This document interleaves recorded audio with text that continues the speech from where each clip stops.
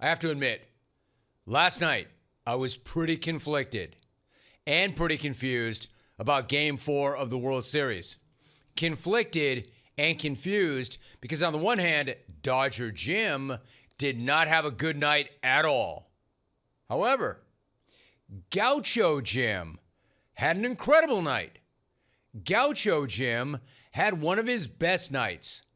Gaucho Jim watched one of his all-time favorite gauchos make the biggest start of his life and come up absolutely huge for the Blue Jays.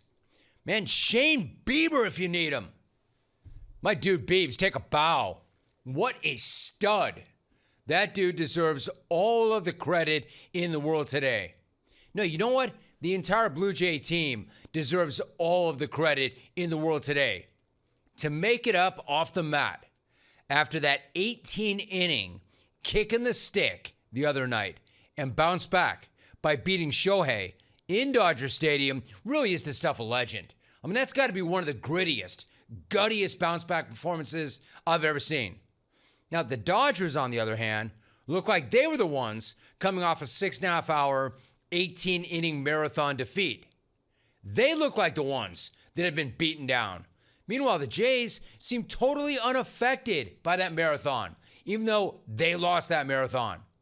If you thought the Dodgers might get a little boost from the other night, especially early in the game, then you thought very wrong. They mostly looked out of it at the dish all night long. And of course, a lot of that has to do with my guy, Bieber, who's been huge for the Jays ever since he came over at the deadline and after coming back from Tommy John surgery. Keep in mind, that was only his 11th start since he returned from a season and a half off. But you really wouldn't know that. You really couldn't tell that because last night he was clearly in his best Blue Jay moment. That was his best Blue Jay moment yet. And there's been a number of them since he came over. Shane did not just come through huge for Toronto. He also outpitched the Unicorn at Dodger Stadium. He was just better than Shohei. Now, not that I want to put this loss on Shohei, because all things considered, this dude battled with everything he had. To play 18 the night before, to get on base 9 times, to cramp up, get IV fluids, get back to bed at 2 a.m., and then come back the very next day and take the bump and pitch into the 7th inning, that's pretty superhuman. I mean, it's actually ridiculous, even if he wasn't perfect. And actually, he only really made one mistake. One enormous mistake, but one mistake. Shohei called it, quote, regrettable. I think it was a whole hell of a lot worse than regrettable. You know you can't let Vlad Jr. beat you. You know that. You know he's by far their best and most dangerous hitter. Their most talented hitter, especially with Springer out of the lineup. I mean, Vlad is the guy. He's their spark. He's their leader. He's their juice. You can't let that guy beat you. You can't. And you certainly can't get behind in the count and then throw a horrible hanging sweeper. Actually, a couple. They never actually sweep. Because if you do that to this impaler, there is going to be a significant impaling. And Yamamoto. Oh. There's a fly ball to deep left center field. Headed back there. It is gone. Brad Jr. gives the Jays the lead. The franchise face putting the team on his back.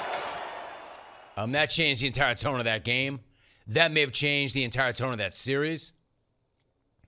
Hard for me to get on Shohei ever for anything.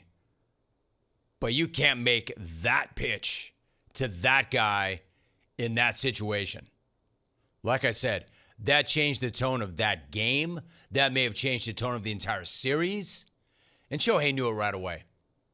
I mean, look at the amazing photo of Shohei's Carl Lewis face immediately after Vlad made contact. You can only imagine what was going through Shohei's mind in that very moment. Like, oh!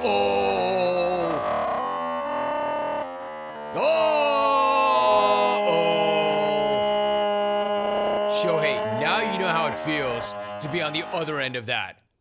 You've made a lot of pitchers make a lot of Carl Lewis faces. And last night they got you.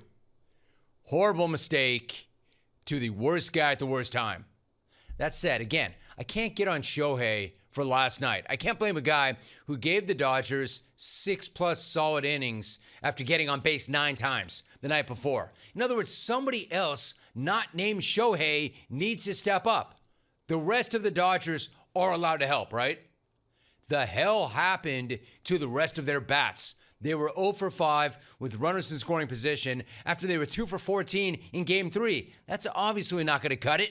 And of course, the Dodgers don't just have to score more runs, they have to score early too. Because if not, you can't expect the arsonists not to revert back to who and what they are and start lighting bleep on fire. Just ask the 7th inning. Hey, pyromaniacs, way to remember how addicted you are to fire. Yo, immolators, when you inherited 2 Shohei runners in the 7th, it didn't mean you had to let both score. It didn't mean you had to let 2 more score after that. Well, actually, of course, that's what you had to do, because that's exactly what you do. That's exactly who you are. That's what arsonists do. They burn everything to the ground. Y'all probably couldn't help yourselves. Burning. Y'all probably out there tweaking in the bullpen, anxiously, desperately awaiting the opportunity to start torching ish, which is exactly what happened in the 7th. The Dodger arsonists dragged their gas cans to the mound and their blowtorches, and then they proceeded to reduce the entire evening to ashes. And now we have a series. And that series is now guaranteed to return to Canada. And the Blue Jays are now riding a ton of fresh belief. Arguably, the pendulum has swung back.